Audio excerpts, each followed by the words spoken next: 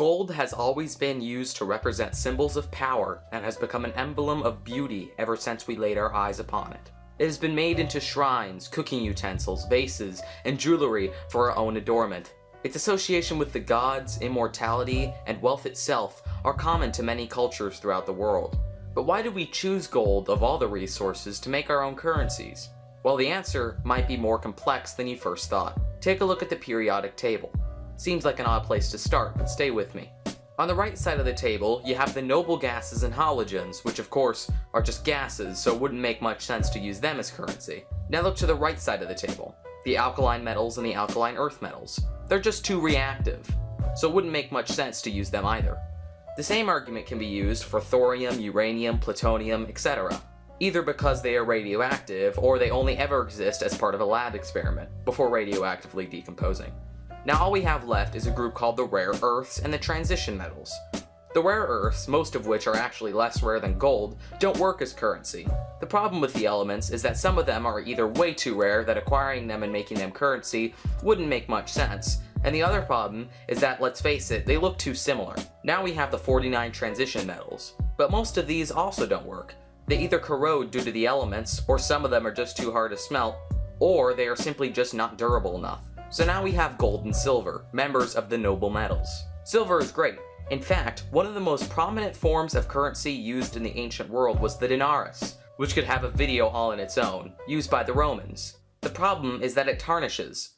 So now, all we're left with is gold. The reason for its success? Well, it lasts. As the BBC puts it, the reason gold is precious is precisely that it is so chemically uninteresting.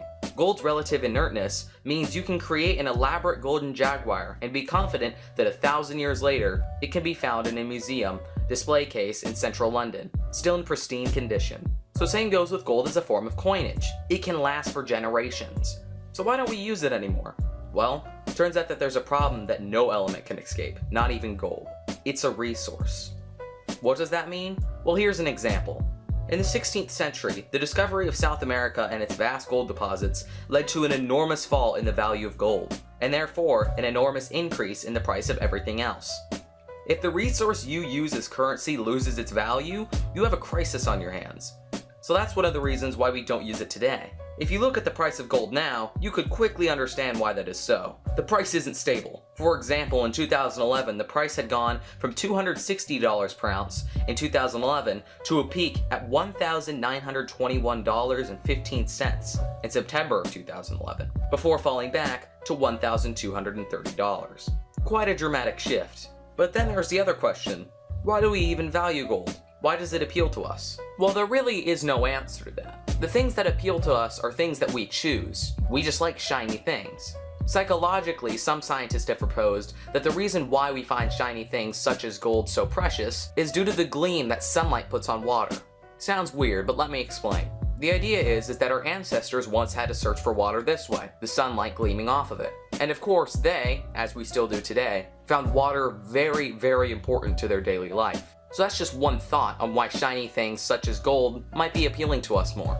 Thank you all for watching this video, I really appreciate it, really enjoyed making it, and I'll see you all next time. Bye-bye.